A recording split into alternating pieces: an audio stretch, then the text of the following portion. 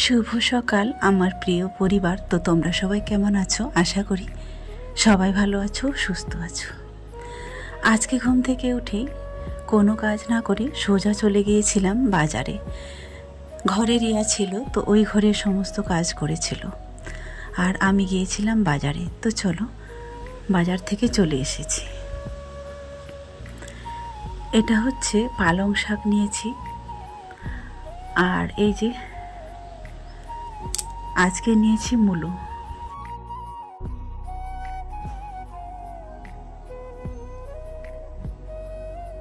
তো এবছরে হচ্ছে এখনো গাজর কেনা হয়নি, যেহেতু ওই দোকানের হচ্ছে সমস্ত গাজর শেষ হয়ে গেছিল। শেষ পর্যন্ত এইটুকুই ছিল। তো বলল যে 15 টাকা দেব, 500 মতো হবে, তো নিয়ে চলে যাও। তাই পুরোটাই নিয়ে নিলাম। আর নিয়েছি শিম। এই সময়ে কিন্তু এই শিম টিম খেতে ভালো লাগে। আর কচুটাও সেম ওরকমই সবার লাস্ট ছিল যেগুলো। যেহেতু আজকে তাড়াতাড়ি বাজারে গেছি, তারপরেও কিন্তু কোনো যারা ঘরোয়া বাজার নিয়ে আসে তাদের কিন্তু তাড়াতাড়ি বিক্রি হয়ে যায়। তো শেষের দিকে আর কি নেওয়ার সুবিধাটা হয়। বেশ কিছুদিন হলো দেখছি চিংড়ি মাছ দিয়ে অনেকেই পালং শাক রান্না করছে। আমারও তাই আজকে মনে হলো, যেহেতু পালং শাকটা নেওয়া হলো, তো ভাবলাম আজকে ওই পালং শাকটা দিয়েই রান্না করব, এই চিংড়িটা। তাই এটাই করলাম। তো চলো, তো আজকে দেখি কেমন রান্নাটা হয় পালং শাক দিয়ে, আর খেতেই বা কেমন লাগে।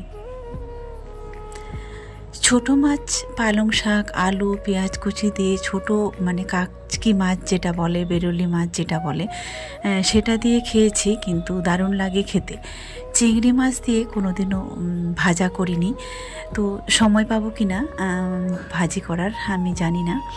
তবে চলো, যেহেতু ওর স্কুল আছে, আজকে পরীক্ষা আছে রাজিয়ার, তো কতটুকু সময় পাই দেখি। 1:45 মনে হয় পরীক্ষা শুরু হবে।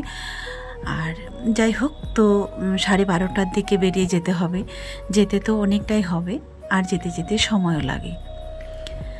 পালং শাকটা রান্না করব, আর মূলো শাকটা কেটে রেখে দিই।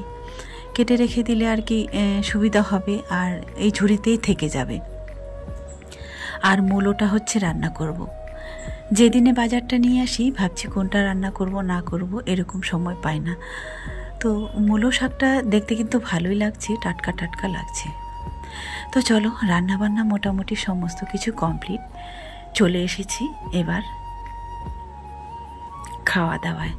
তো যাই হোক, ওই পালং শাকটা আলু দিয়ে আর চিংড়ি মাছ দিয়ে রান্না করেছি, ভাজা করতে পারিনি, যেহেতু সময় খুব কম ছিল, তাই একটু তাড়াতাড়ি করেই করে নিলাম। আর ঝোল করেছি, ভাজা করিনি, ঝোলও না, একটা মাখো মাখো একটা তরকারি। তো চলো, এবারে হচ্ছে খাওয়া দাওয়ার পালা। আর করেছি কি বলতো, কচু, যে ছোট ছোট কচুটা নিয়েছিলাম, এটা হচ্ছে আলাদা করে একটা পাত্রে সেদ্ধ করে নিয়েছি, এই ভর্তা করার জন্যই। কচুর ভর্তাটা খেতেও কিন্তু ভালোই লাগে। আর এই তো এইভাবে রান্না করেছি। তো সত্যি কথা বলতে, যেমন দেখতে হয়েছিল খেতেও কিন্তু সেরকমই হয়েছিল। তো যাই হোক, দেখতেই পেলে আজকে যদি বাজার করার মতো যদি সংসারে কেউ থাকতো, তাহলে কি বলতো, ঘরের সমস্ত কাজ, রান্না বান্না, মেয়েদের কিংবা যারা হাউসওয়াইফ তাদের তো এটাই কাজ, তাই না? এগুলোই হয়তো করতাম। আর হয়তো আমাকে ওই বাজার নিয়ে ভাবতে হতো না, আর স্কুল যাওয়া আসা নিয়ে এগুলো নিয়ে ভাবতে হতো না, তাই না? তো আমি সত্যি, আমার আসলে এমন একটা ভাগ্য, সারাদিনে বিশ্বাস করবে না হয়তো তোমরা, সারাদিনে যখন ওঠা হয়, ঘুম যতটুকু সময় ঘুমাই ওইটুকুই মনে হয় একটু নিশ্চিন্তায় থাকি। যেমন ঘুম থেকে উঠলেই বাজার কি আছে, নাইবা আছে, কি থাকলো, কি লাগবে, সেটাও আমাকেই ভাবতে হয়। এবার ওরা এত বড় হয়ে গেছে, তাও কিন্তু কোনোদিনও নিজে থেকে বলেনি যে আজকে আমি স্কুল যাব কিংবা যেতেই হবে। এরকম টাইমটাও আমাকেই সিলেক্ট করে দিতে হয়। তো চলো, খাওয়া দাওয়া করে ওকে আজকে আমি কিন্তু ফাইনালি স্কুল ছেড়ে দিয়ে চলে আসছি এখন রাস্তায়। কারণ যখন যাচ্ছিলাম তখন আর ভিডিও করিনি, কারণ একটা টেনশনে ছিলাম যে ওকে হচ্ছে অ্যাডমিট দিবে কি না, এরকম একটা ঝামেলায়। কারণ আমি তো সারা বছরে একবার বেতন দিই, তো এরকম বেতনের নিয়ে আর কি একটু হয়, প্রবলেম হয়। তো তাড়াহুড়া করে স্কুলে গেলাম, আর এই মাঠ দিয়েই গেলাম। তো যখন ছেড়ে দিয়ে চলে আসলাম তখন কিন্তু কি বলতো, যে তখন আসার সময় আর কি ভিডিওটা করেছি, কারণ যখন যাচ্ছিলাম তখন তো খুব টেনশন নিয়ে যাচ্ছিলাম, ভিডিও করার এতটা একটা ছিল না। আর স্কুলটা ওদের একদম বাইপাস, বলতে শহরের একেবারে বাইরে। আর এই তো এই গ্রাম ট্রাম সমস্ত কিছু পেরিয়ে কিন্তু যেতে হয় ওদের স্কুলে। যাওয়ার সময় যদিও কোনো ভিডিও করিনি, আসার সময় মনে হলো এত সুন্দর একটা দৃশ্য আর দেখতেও ভালো লাগছে, এই দিক দিয়ে ও রোজ স্কুলে যায়, তাহলে আমি একটু আমার ক্যামেরা বন্দি করি।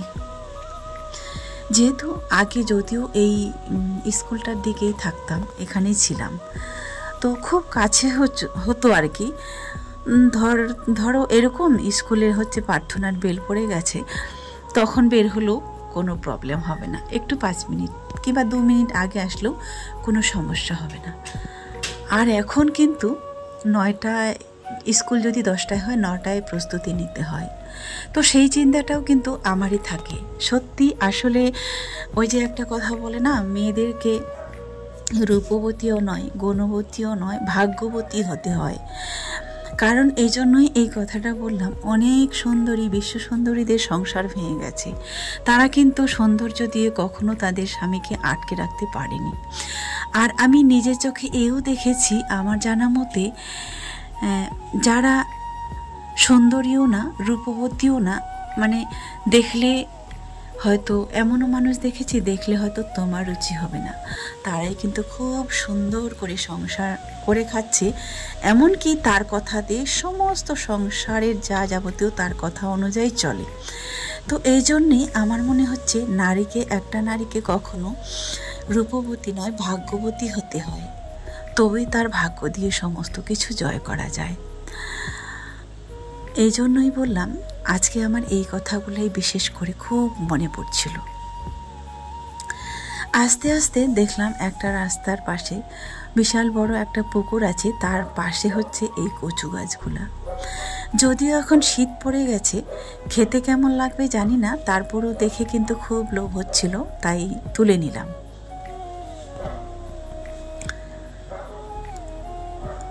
পাতাগুলা নিচ্ছে। আর আসার সময় আমি জানতাম যে আমি যেহেতু ওই দিকে যাচ্ছি, আর আসার সময় আস্তে আস্তে আমার হচ্ছে একটা তো 12টায় বেরিয়েছি, মনে করো যে 2টা 3টা বেজে যাবে, তাই ব্যাগ নিয়ে এসেছিলাম, যদি রাস্তায় কোনো বাজার পাই কিংবা যদি কচু পাই তাহলে আসার সময় নিয়ে যাব।